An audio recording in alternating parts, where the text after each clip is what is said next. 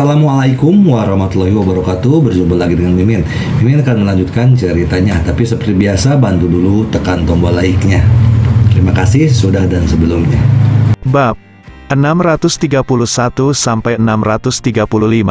Di lantai bawah tanah villa, ada ruang bermain dan bersantai yang sangat besar. Menuruni tangga, Anda bisa melihat ruang besar dengan ketinggian sekitar 5 meter dan luas 200 meter persegi. Sekarang seluruh situasi bawah tanah, kecuali para pengantar makanan, biasanya tidak ada yang berani turun. Ding Chunqiu berkata bahwa Ding Changning akan menjadi gila setiap kali dia melihat orang. Teras di ruang bawah tanah memantulkan sinar matahari ke dalam rumah, membawa sedikit sinar matahari ke bawah tanah yang dingin. Beberapa lampu kristal yang indah ada di atap, lampunya terang. Di bawah tangga ada area aktivitas, ada piano di sisi kiri area aktivitas yang sudah tertutup debu. Berikutnya adalah area hiburan yang memiliki KTV, home theater, dan peralatan lainnya. Ini awalnya adalah favorit Ding Chang'an, tetapi dia belum pernah ke sini sejak saudara perempuannya mengambil alih ruang bawah tanah. Lebih jauh ke dalam, di dudukan lantai abu-abu muda, ada berbagai mainan dan benda lain yang berserakan, ada berbagai bola, dan ada benda bulat seperti gasing, frisbee, dan roda gila. Di dalamnya terdapat gudang anggur, binatu, dan kamar tidur pelayan. Ye Chong melihat seorang gadis duduk bersila di atas karpet, menggunakan tangannya untuk menjaga beberapa benda di sekitarnya berputar dengan cepat. Dia membuat semuanya berputar dengan sikap yang disengaja. Lihatlah punggung gadis itu, dia mengenakan rok pendek berwarna merah muda, yang hanya menutupi bagian atas pahanya, dan kedua kakinya yang putih panjang duduk bersila di tanah.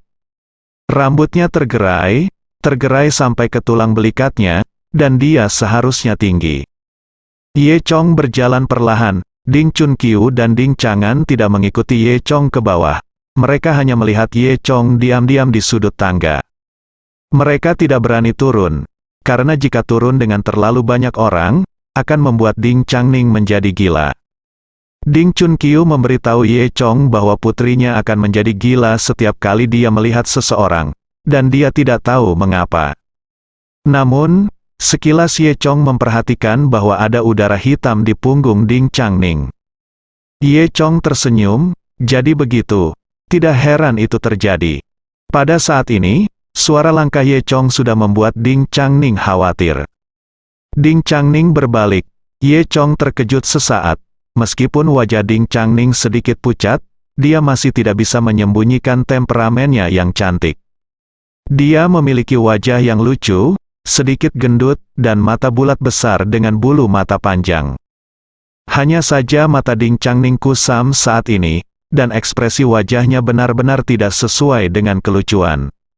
Itu hanyalah setan, ingin memakan orang, pantas saja Ding Chunqiu dan putranya tidak berani turun.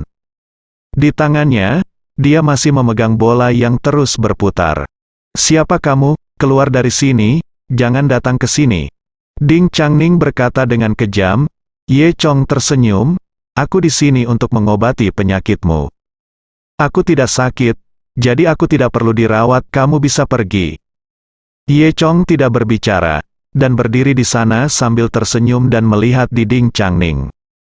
Ding Changning mendengus dingin, menjentikkan tangannya, dan melemparkan bola di tangannya ke arah Ye Chong. Bola yang tampaknya biasa ini, tetapi dengan kekuatan besar, menembak Ye Chong seperti bola meriam. Jika seorang lelaki tua seperti Ding Chunqiu dipukul, dia mungkin akan bunuh diri. Namun, Ye Chong hanya melambaikan tangannya dengan santai dan menepuk bola ke samping. Bola dialihkan oleh tembakan Ye Chong, dan mengenai sofa di sebelahnya, menjatuhkan sofa. Ini menunjukkan betapa kuatnya bola ini. Seorang gadis kecil biasa tentu saja tidak akan memiliki kekuatan sebesar itu. Ye Chong tersenyum, berbalik dan berjalan tanpa berkata apa-apa. Ding Changning mengabaikan Ye Chong dan terus membuat benda-benda di sekitarnya berputar.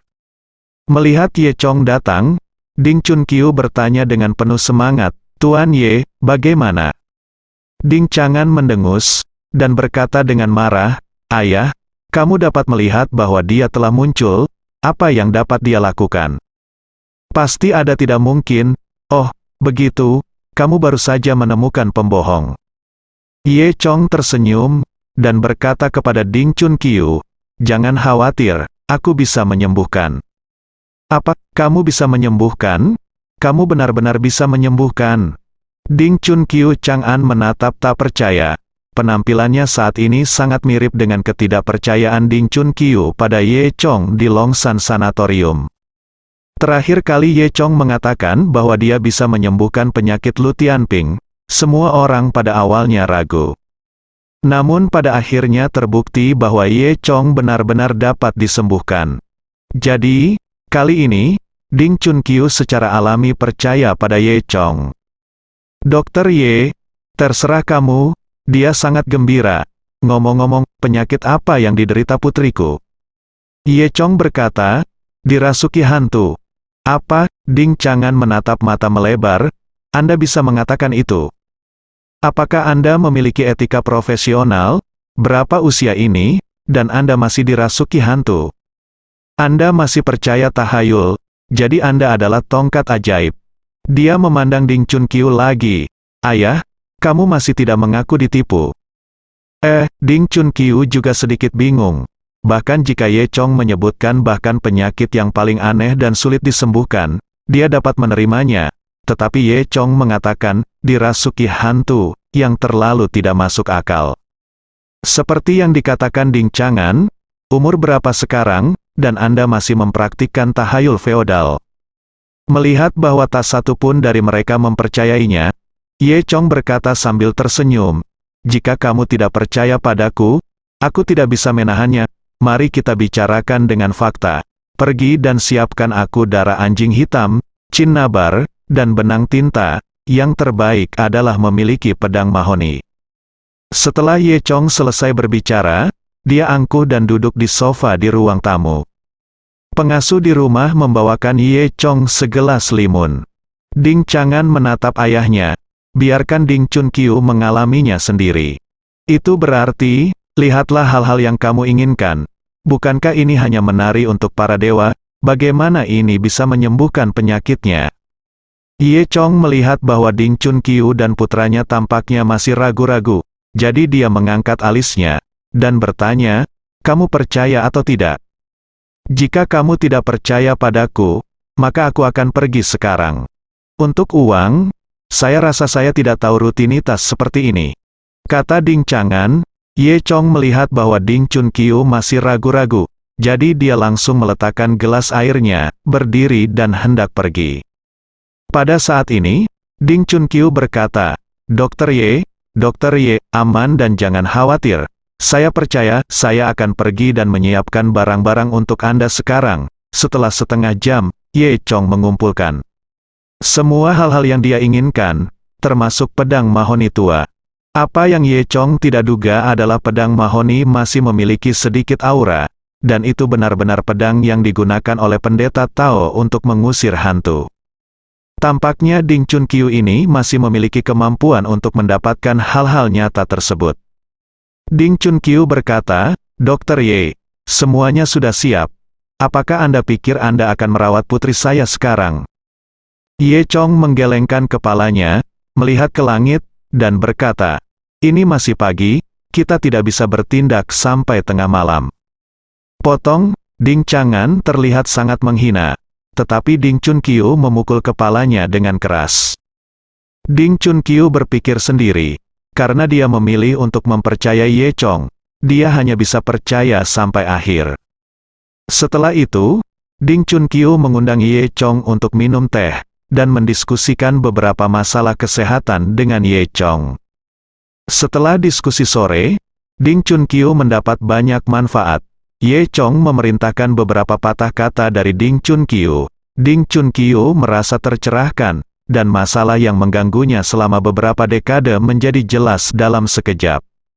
Ding Chang'an telah mendengarkan dari samping, dan semakin dia mendengarkan, semakin dia terkejut. Ye Chong, pada usia ini, dapat memahami prinsip-prinsip ini, benar-benar bukan orang biasa. Namun, di dalam hatinya, dia masih berpikir bahwa Ye Chong hanyalah seorang pria yang bisa berbicara di atas kertas. Kalau tidak, dia tidak akan mengatakan bahwa saudara perempuannya dirasuki hantu. Saat malam tiba, baik Ding Chun Kiu maupun Ding Chang'an tidak beristirahat. Semua orang menunggu tengah malam datang. Akhirnya, saat bulan berada di tengah langit, Ye Chong berdiri di halaman dan menatap bulan di langit. Bulan malam ini bersinar seperti cucian, di sekitar bulan terdapat halo berwarna redup, yang pada zaman dahulu disebut bulan berbulu. Menurut legenda, pada malam bulan berbulu muncul, semua hantu akan keluar. Tepat, Ye Chong berkata pada dirinya sendiri. Kemudian, dia mengambil barang-barang yang telah dia siapkan dan turun ke bawah. Ding Chun Kiu dan Ding Chang'an masih mengikuti Ye Chong dan berhenti di sudut tangga, mengamati situasi di ruang bawah tanah secara diam-diam. Dan Ye Chong berjalan ke ruang bawah tanah dengan angkuh. Setelah malam tiba, seluruh ruang bawah tanah tampak semakin dingin. Saat ini, Ding Changning masih duduk bersila di sini. Hampir beberapa jam telah berlalu, dan postur tubuhnya tidak berubah sama sekali.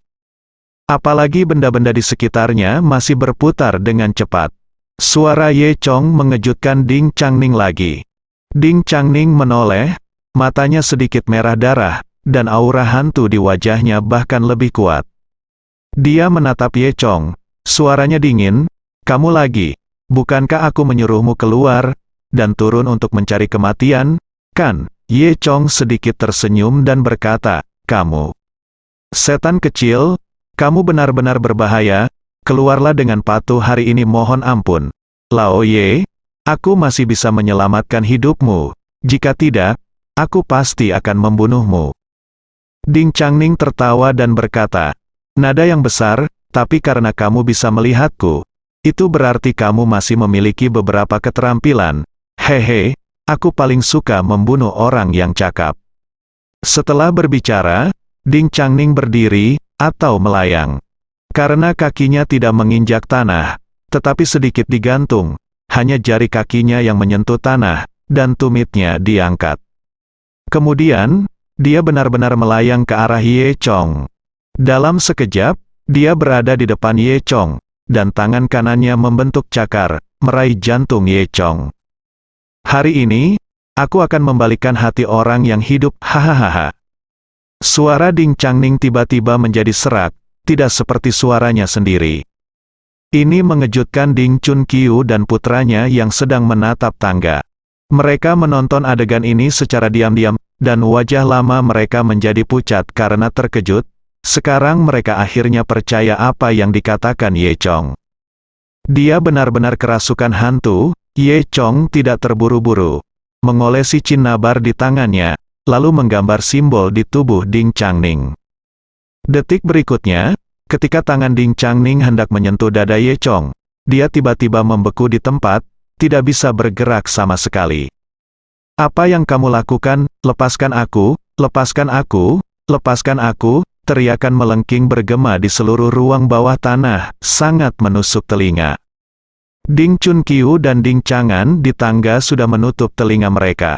Ye Chong menutup telinga untuk ini, lalu mengeluarkan benang tinta, dan mengikat Ding Changning 3 atau 5 kali. Tetapi pada saat ini, warna hitam di sekitar tubuh Ding Changning menjadi semakin pekat, dan bahkan potret biasa Ding Chun Kiu dan Ding Chang'an dapat dilihat. Belum keluar, Ye Chong mendengus pelan, lalu mengulurkan tangan dan menunjuk ke alis Ding Changning. Segera setelah itu, bayangan hitam ditinju keluar dari tubuh Ding Changning oleh Ye Chong. Bayangan hitam itu menjerit, dan tiba-tiba, semua lampu padam, dan seluruh ruang bawah tanah menjadi gelap.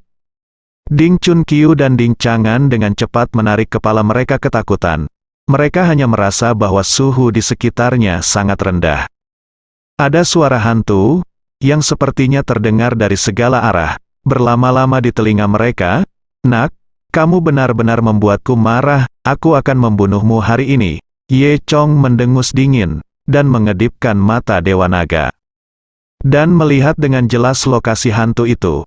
Pada saat ini, semua barang di rumah muncul, termasuk sofa, piano, dan botol anggur di gudang anggur. Kemudian, sofa terlebih dahulu, dan piano berputar dan menabrak Ye Chong dan Ding Changning. Ye Chong tidak peduli, dan melambaikan tangannya beberapa kali, lalu menepuk piano, sofa, dan barang-barang lainnya, mengangkat beban seolah-olah ringan. Pada saat yang sama, puluhan botol wine yang ditempatkan di lemari wine juga berputar dan terbang keluar. Botol anggur ini digantung di udara seperti anak panah, dan kemudian puluhan botol anggur terbang ke arah Ye Chong dan Ding Changning seperti 10.000 anak panah. Ye Chong mencibir, tetapi dia tidak melihat gerakan apapun, dan segera membentuk dinding pelindung aura naga dan phoenix yang tak terlihat di depannya. Dalam sekejap, semua botol wine pecah, dan terdengar suara ledakan di udara. Anggur merah di dalam botol tumpah seperti air terjun, membentuk tirai air berwarna merah. Ye Chong berkedip, dan melihat tubuh hantu yang sebenarnya. Dia mengangkat pedang mahoni, dan dengan suara mendesing, pedang mahoni terbang dari tangan Ye Chong dengan kecepatan yang sangat cepat, dan langsung terjun ke tubuh asli hantu itu. Tiba-tiba, teriakan hantu datang dari seluruh rumah, dan hanya terdengar suara mendesis. Kepulan asap hitam mengepul dari tubuh Tao Mujian. Setelah beberapa detik lingkungan menjadi tenang dan hantu itu menghilang.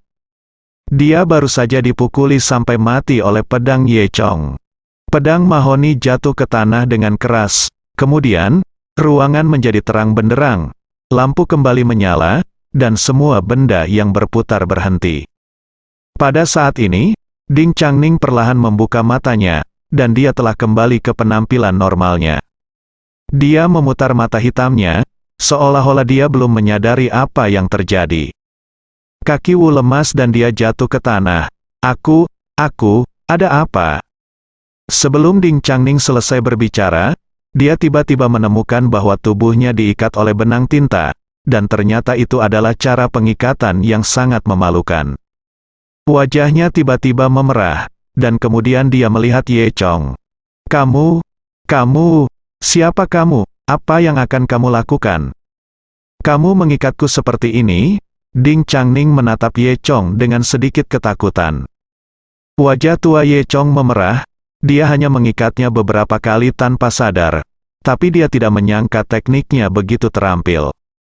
Di bawah metode ini, sosok Ding Changning yang menonjol benar-benar terentang, dan dia hampir bisa pergi syuting. Dia menyentuh hidungnya dan bergegas untuk memutuskan benang tinta. Ding Changning hendak mengamuk ketika dia tiba-tiba menemukan ada simbol besar yang digambar di bagian depan pakaiannya. Simbol ini dilukis hampir di seluruh bagian depan pakaian, mulai dari garis leher hingga perut bagian bawah. Ah, wajah Ding Changning memerah lagi. Ini, kamu yang menggambarnya. Tidak peduli siapa yang menggambarnya, dia pasti menyentuh tempatnya. Ding Changning merasa malu dan marah, benar-benar bajingan.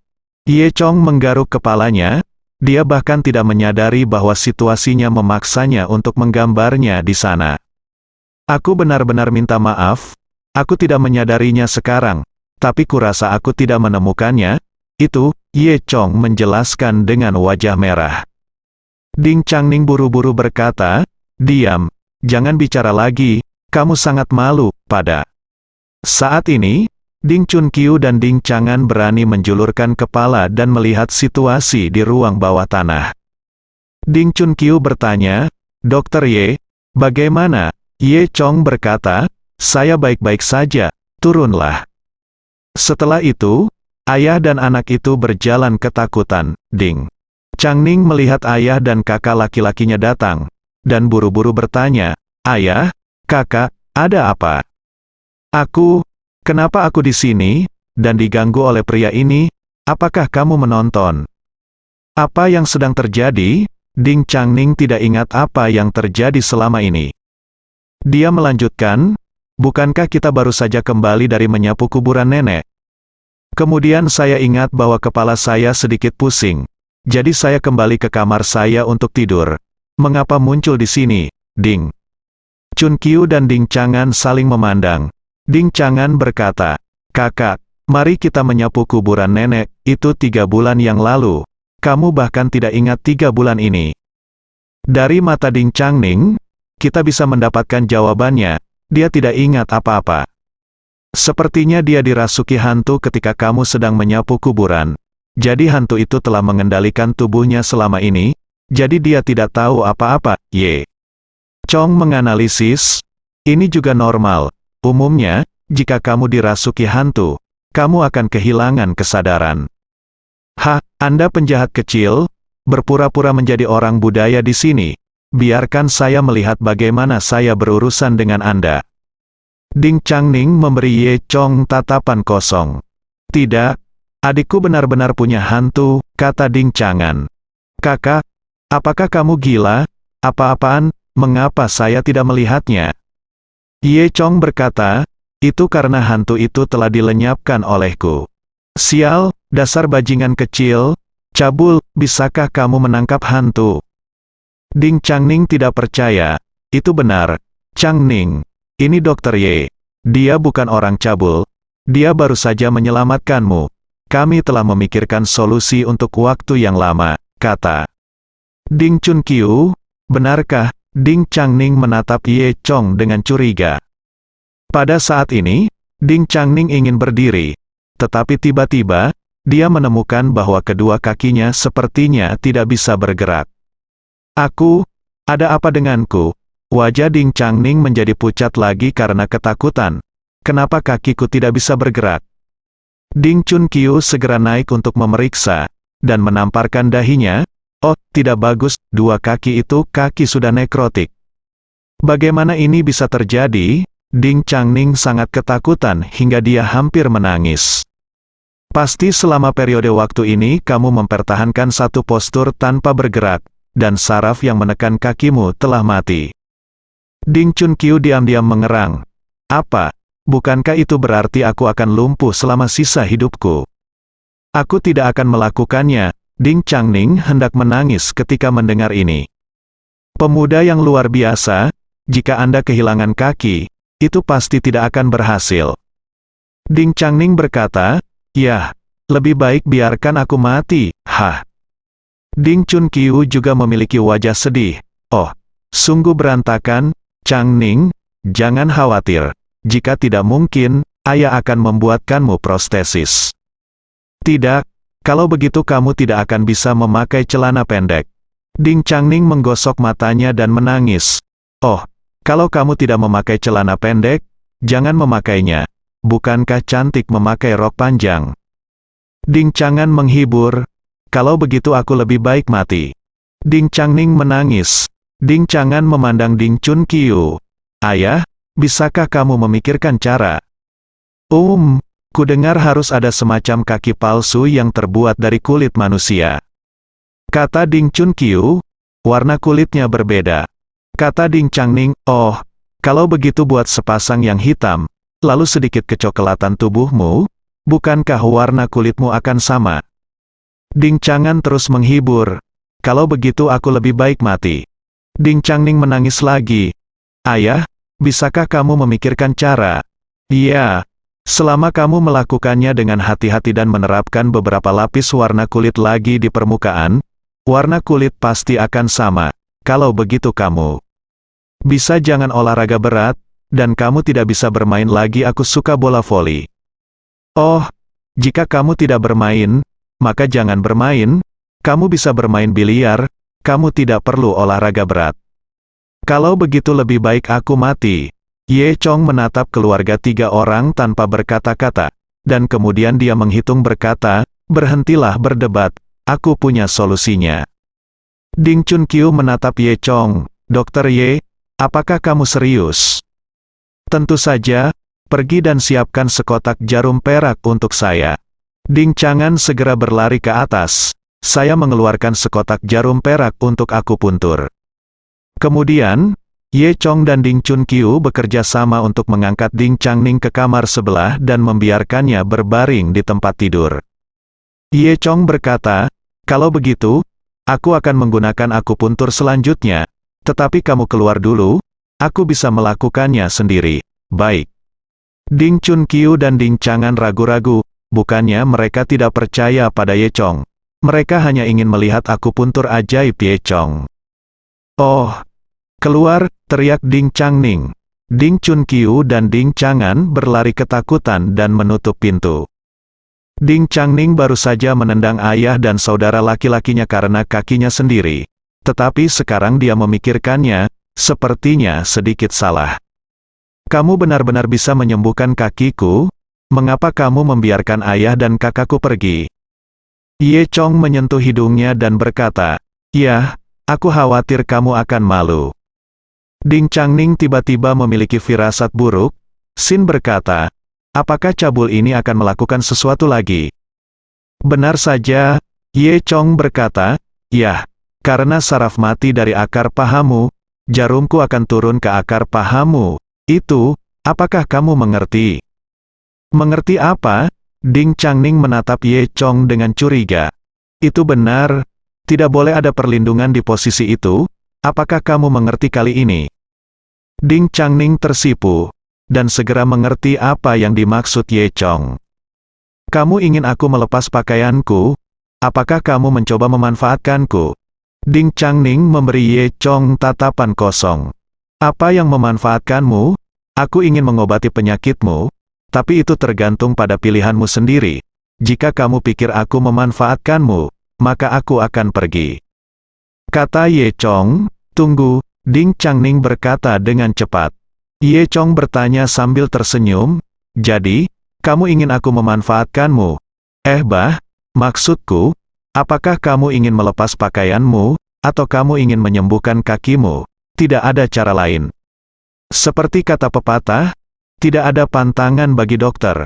Jika dia menghibur dirinya sendiri, tidak apa-apa memperlakukan pihak lain sebagai hewan peliharaannya. Meo-meo. "Bukankah aku sering meong saat mandi bersama? Apa yang kamu takutkan?" Saat Ding Changning berpikir seperti ini, dia mengangkat gaun itu dengan malu-malu. Dua kaki panjang yang sempurna segera ditampilkan di depan mata Ye Chong. Kedua kaki ini panjang dan lurus, dan kulit kakinya seperti susu, terlihat lembut dan halus. Apalagi Ding Changning biasanya memperhatikan perawatan olahraga. Tidak seperti kaki indah wanita cantik biasa. Kaki Ding Changning tidak hanya ramping dan ramping, tetapi juga memiliki garis otot yang sangat sempurna, yang terlihat sangat indah. Bahkan Ye Chong pun harus takjub, melihat Ye Chong tertegun. Ding Changning mengerutkan kening dan berkata, "Dasar cabul, mengapa kamu tidak memperlakukanku dengan cepat?" Ye Chong menyentuh hidungnya sambil tersenyum, dan berkata dengan wajah tua yang memerah, "Kalian berdua kakinya terlalu tampan, aku tidak bisa mengendalikannya." Meskipun Ding Changning sedikit malu, dia masih sangat bangga dipuji oleh seorang pria. Setelah selesai berbicara, Ye Chong memutar dua jarum perak, dan pertama kali menusuk paha Ding Changning. Kemudian, di sepanjang pembuluh darah di paha, tembus satu persatu hingga mencapai titik akupuntur di jari kaki. Segera, kedua kaki Ding Changning ditutupi dengan jarum perak, dan dua baris jarum perak itu tampak seperti dua naga panjang. Ding Changning merasa kakinya telah berubah menjadi landak. Setelah itu, Ye Chong meraih kaki kecil Ding Changning, yang juga sangat indah, lembut dan halus saat disentuh, selembut tanpa tulang. Dia memegang kaki kecil di tangannya, diam-diam mengilhami roh naga dan burung phoenix, dan memukul keras telapak kaki Ding Changning.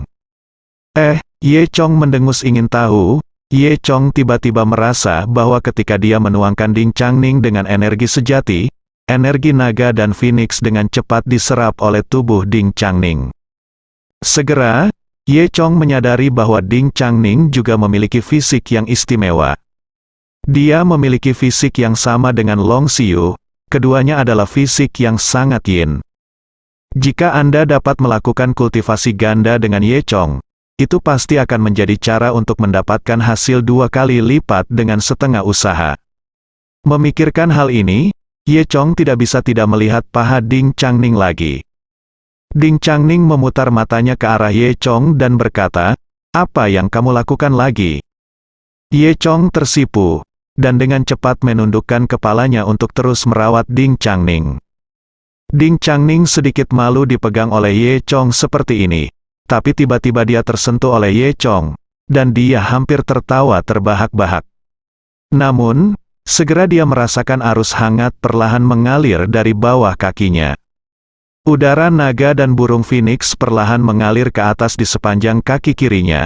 Di mana ia mengalir, jarum perak yang tertancap di kaki itu bergetar, membuat suara mendengung. Di mana arus hangat mengalir, Ding Changning merasa kaki kirinya menjadi semakin sensitif. Tiba-tiba, jarum perak terbang keluar tanpa peringatan, seolah didorong oleh suatu kekuatan. Puff puff puff, mulai dari jarum perak di ujung kaki kiri, semua jarum perak didorong keluar satu persatu. Setelah jarum perak di pangkal paha didorong keluar, Ding Changning menggerakkan kaki kirinya dan merasa bisa bergerak bebas.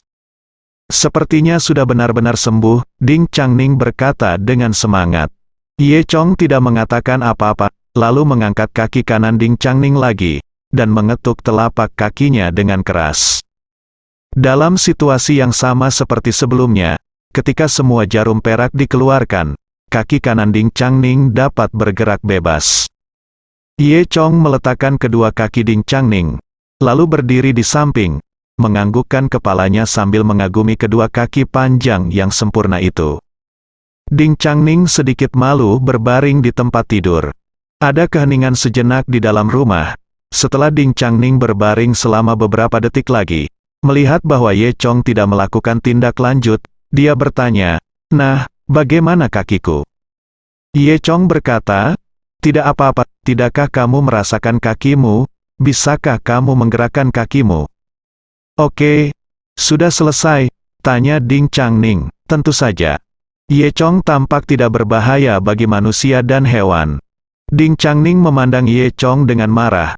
"Lalu mengapa kamu tidak memberitahuku, dan biarkan aku menunjukkannya di sini?" Dia melepas gaunnya. Ye Chong menggosok hidungnya dan berkata sambil tersenyum, "Kamu tidak bertanya padaku. Aku tidak takut dengan panasmu. Kupikir akan nyaman bagimu untuk diekspos seperti ini. Aku ingin kamu tenang untuk sementara waktu." Sementara, Ding Changning tidak bisa berkata apa-apa. Melihat Ye Chong, bajingan, tak tahu malu, Ye Chong menyentuh hidungnya. "Baiklah, aku akan keluar dulu." Setelah selesai berbicara, di bawah tatapan tajam Ding Changning, dia dengan cepat mengalihkan pandangannya, kepala, membuka pintu dan pergi. Ding Changning duduk, menyaksikan Ye Chong menerobos pintu, geli di dalam hatinya. Dia berpikir dalam hati, meskipun cabul kecil ini sangat mesum, dia memang cukup mampu. Di sisi lain, Ding Chunqiu dan Ding Chang'an melihat Ye bergegas keluar, dan buru-buru bertanya apa yang sedang terjadi. "Jangan khawatir, ini benar-benar sembuh," kata Ye Chong. Begitu kata-kata itu jatuh, Ding Changning berjalan keluar ruangan dengan utuh. Melihat keadaan Ding Changning sama seperti sebelum sakit, mereka berdua dengan tulus mengaguminya. "Oh, Dr. Ye, levelmu terlalu tinggi," kata Ding Chunqiu. Ding Chang'an mengangguk, ini seperti menggantung botol air di pesawat. Level, botol air, cukup tinggi. Ding Changning menatap keduanya tanpa berkata-kata. "Apakah kalian berdua menjilati anjing?" Ye Chong juga tidak bisa tertawa atau menangis. "Anakmu, kami mengatakan yang sebenarnya, level Dr. Ye tinggi," kata Ding Chunqiu. Ding Changning menjulurkan lidahnya, lalu berbalik dan naik ke atas. "Aku akan mandi, lalu aku akan tidur. Kalian terus menggantung ketel di pesawat, menggantung ember dan tangki air." Ding Chunqiu menggelengkan kepalanya. "Dokter Ye, aku membuatmu tertawa, aku terlalu terbiasa dengan gadis ini." Ye Chong tersenyum dan tidak mengatakan apa-apa. "Tuan Ye, ini sudah tengah malam, ada banyak kamar tamu di villa, jadi kamu bisa menginap di sini," kata Ding Chunqiu lagi. Ye Chong memikirkannya, akan lebih mudah untuk naik kereta berkecepatan tinggi besok, dan dia harus bergegas kembali ke Luzhu. Keesokan harinya, Luzhu, pusat konvensi dan pameran. Pameran batu giok besar diadakan di sini. Tuan rumahnya adalah Luzhu Gaojia. Keluarga Gao telah mengontrak seluruh 3 lantai pusat pameran hari ini. Ini adalah ruang pameran besar yang dapat menampung 8.000 orang. Di dalam ruang pameran, ada lautan manusia saat ini, dan sejauh mata memandang, ada kepala. Acara keluarga Gao sangat penting, dan dikatakan bahwa Gao Xianggu sendiri yang merencanakannya. Sejak urat giok keluarga Gao dihancurkan terakhir kali, berita menyebar ke seluruh Luzhu, dan bisnis keluarga Gao sangat terpengaruh. Namun, kemudian saya mendengar bahwa Gao Xianggu mendapatkan urat giok berkualitas tinggi lainnya di Mingnan, yang cukup mengejutkan dunia. Tapi kali ini, apa yang dipamerkan dan dijual oleh keluarga Gao adalah beberapa batu giok dari urat giok berkualitas tinggi, dan akan dilelang dengan harga yang sangat menguntungkan. Ini bukan untuk menghasilkan uang, tetapi terutama untuk memberitahu semua orang bahwa keluarga Gao tidak jatuh, tetapi lebih baik dari sebelumnya. Oleh karena itu, Gao Jianyun juga sangat mementingkan acara ini. Rekrutmen pengawal sebelumnya adalah untuk menjaga keamanan acara ini. Saat ini, di aula, Zhao Dayu, Xiao Linzi dan yang lainnya semuanya mengenakan seragam. Satu persatu, mereka berpatroli di sekitar venue dengan bangga. Mereka sangat bangga dan percaya diri, apalagi ini adalah pertama kalinya mereka berpartisipasi dalam acara yang begitu penting, dan mereka mengenakan seragam keamanan yang begitu indah. Di depan aula, Gao Jianyun sedang mengobrol dengan Long Mingcheng dan Jiang Bielu. Kedua lelaki tua ini juga datang untuk ikut bersenang-senang, dan Lincoln juga datang atas nama Microsoft Group. Johnson telah kembali ke Meiguo untuk menangani urusan perusahaan, meninggalkan Lincoln dan Alice di sini. Setelah Alice datang, dia melihat ke kiri dan ke kanan, tetapi dia tidak melihat Ye Chong. Sebaliknya, dia sedikit kecewa, jadi dia tidak tahu di mana dia menjadi gila. Sekarang dia tahu apa maksud suaminya. Dia masih ingin menyelesaikan dengan Ye Chong. Lagi pula, Ye Chong harus dimintai pertanggungjawaban karena berteriak begitu lama tanpa alasan. Nyatanya, Ye Chong tidak muncul, dan Gao Jianyun juga cukup terkejut. Ngomong-ngomong, Tuan Ye belum kembali dari Beijing? Tanya Long Mingcheng. Mereka hanya tahu bahwa Ye Chong kembali ke kampung halamannya. Namun, dia mengatakan kepada saya sebelumnya bahwa dia akan kembali hari ini. Kata Gao Jianyun, itu benar, beraninya Ye Chong tidak peduli dengan urusan Gao Xianggu kita. Jiang Bielu berkata sambil menyeringai. Saat Gao Jianyun hendak mengatakan sesuatu, 3 orang tiba-tiba masuk dari pintu. Salah satunya mengenakan jas dan kacamata hitam, tak lain adalah Kong Sangong dari keluarga Konfusius di Yucheng. Ada seorang wanita dalam pelukannya di samping Tuan Kong Sangong, yaitu Qin Meier. Di belakang keduanya, ada seorang lelaki tua, mengenakan jubah biksu kuning, botak, dan berpakaian seperti biksu, yang terlihat sangat menarik pada kesempatan seperti itu. Ketika Gao Jianyun dan yang lainnya melihat Tuan Muda Kong San, mereka semua memiliki firasat buruk di hati mereka. Long Mingcheng mendengus dingin. Melihat Qin Meier membuatnya sangat kesal. Gao Jianyun mengerutkan kening. Dia tahu bahwa Tuan Kong San dan rombongannya pasti datang untuk membuat masalah. Pameran batu giok kali ini mungkin tidak akan berjalan dengan baik. Putra ketiga Kong tersenyum dan berjalan tepat di depan Gao Jianyun. Gao Xianggu, aku sudah lama mengagumi namamu, tapi aku tidak menyangka kamu lebih cantik dari yang aku bayangkan. Ketiga suara malas Tuan Muda Kong membawa perasaan berminyak yang sangat menjengkelkan. Dan sejak dia diserang oleh Ye Chong terakhir kali, dia bahkan tidak menumbuhkan janggut, dia berbicara dengan suara aneh, dan sering tanpa sadar mencubit jari anggreknya. Gao Jianyun melihat bahwa putra ketiga Kong bertingkah agak aneh, tetapi bagaimanapun juga, putra ketiga Kong berasal dari keluarga Kong di Yucheng. Jadi dia tidak berani mengabaikannya. Saya tidak menyangka Tuan Kong San juga akan datang ke pameran batu giok keluarga Gao kami, yang benar-benar mengejutkan saya. Gao Jianyun berkata dengan ekspresi normal. Putra ketiga Kong tertawa dan berkata, ada banyak hal yang mengejutkanmu. Ada sesuatu dalam kata-katanya, jelas mengancam. Gao Jianyun berkata dengan suara dingin, jika kamu memiliki sesuatu untuk dikatakan, mengapa tidak mengatakannya?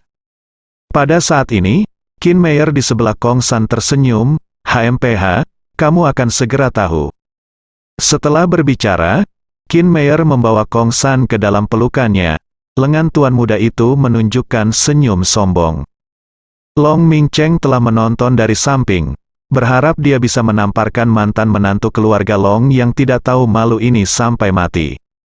Setelah itu, tuan muda ketiga Kong melihat sekeliling, tetapi dia sepertinya tidak melihat Ye Chong.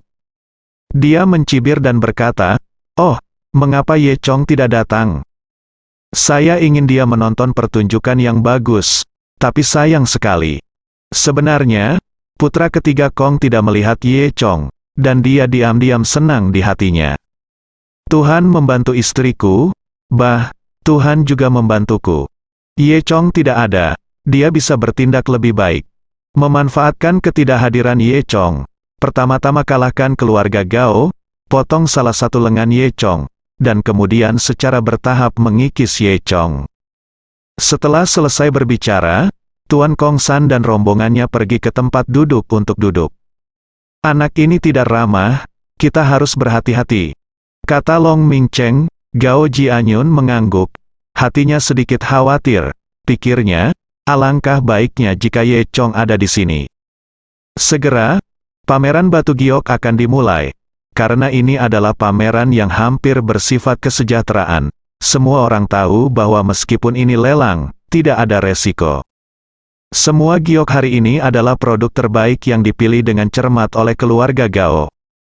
Apalagi, harga cadangan lelang lebih murah 20% dari harga pasar. Cukup melihat ketulusan keluarga Gao.